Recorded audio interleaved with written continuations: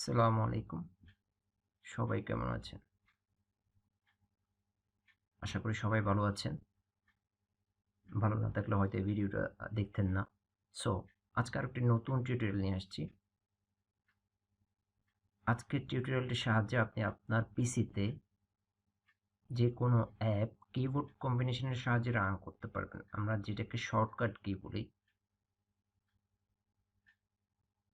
মানে হলো আপনার যে কোনো অ্যাপের জন্য আপনি কাস্টমাইজ শর্টকাট কি অ্যাসাইন করতে পারবেন। আপনার ইচ্ছে মতো অ্যাসাইন করতে পারবেন। জাস্ট আপনাকে কি প্রেস করতে হবে এবং সাথে সাথে অ্যাপটি রান হবে। এক্ষেত্রে আপনাকে ডাবল ক্লিক বা এই ধরনের ঝামেলাগুলো তো যেতে হবে না। এটা অনেক ফাস্ট একটা ওয়ে। সো চলুন শুরু করা যাক।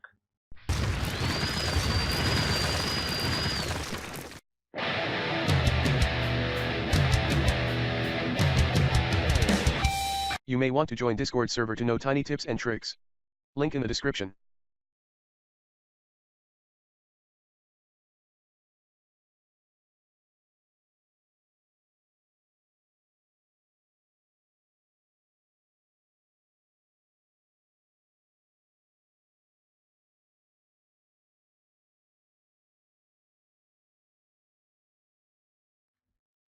আমরা যে অ্যাপটির শর্টকাট ক্রিয়েট করব সেই অ্যাপটির মূল ফোল্ডারে যেতে হবে, কারণ আমাদের .exe মানে যেই এক্সিকিউটেবল ফাইল আছে সেটা লাগবে শর্টকাট কি কম্বিনেশন বানানোর জন্য।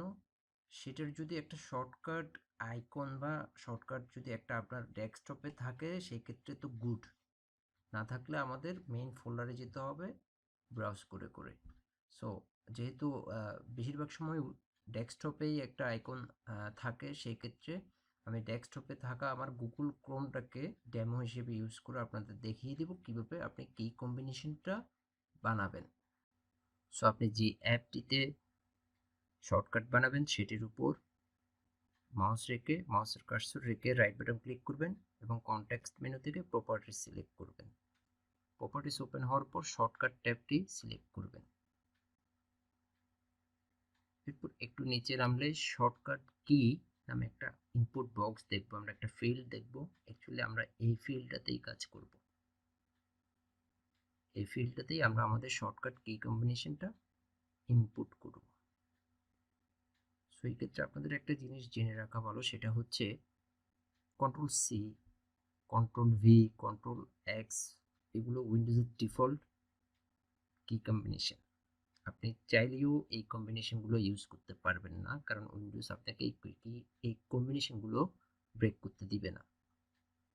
সো আপনাকে কি ইউজ করতে দিবে সেটা আপনি কন্ট্রোল প্রেস করলে উইন্ডোজ সাজেস্ট করবে।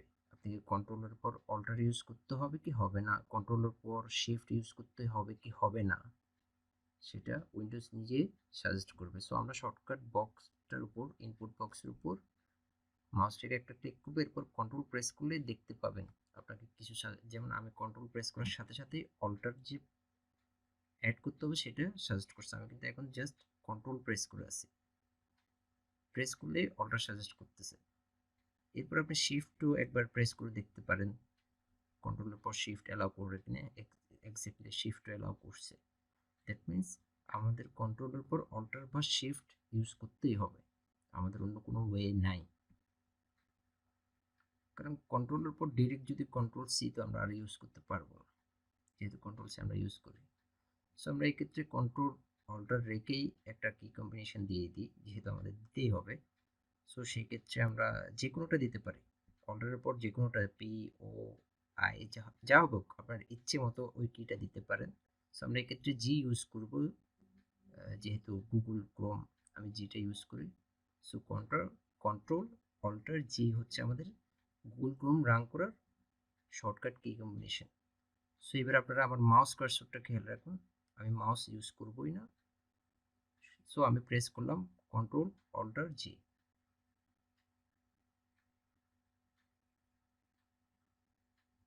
একটু একটু স্লো আমার ক্রোমটা। ওকে, ওপেন হয়ে গেছে, কিন্তু আপনারা আমার নিশ্চয়ই আমার মাউসের কার্সরটা লক্ষ্য রাখছেন যে আমি just control alter G press করে গুগল ক্রোম রান করছি। সো এইভাবে আপনারা চাইলে যে কোনো অ্যাপকেই কি কম্বিনেশনে নিয়ে আসতে পারেন, এবং এটার সবচেয়ে বেটার ওয়ে হচ্ছে এটাতে কাজ করতে সোজা, আপনি ইজিলি যে কোনো অ্যাপ রান করে ফেলতে পারবেন যে কোনো জায়গায়। সো আজ এই পর্যন্তই। ভালো থাকবেন, সুস্থ থাকবেন, এবং পরবর্তী ভিডিও পাওয়ার জন্য অফকোর্স সাবস্ক্রাইব করবেন। Thank you.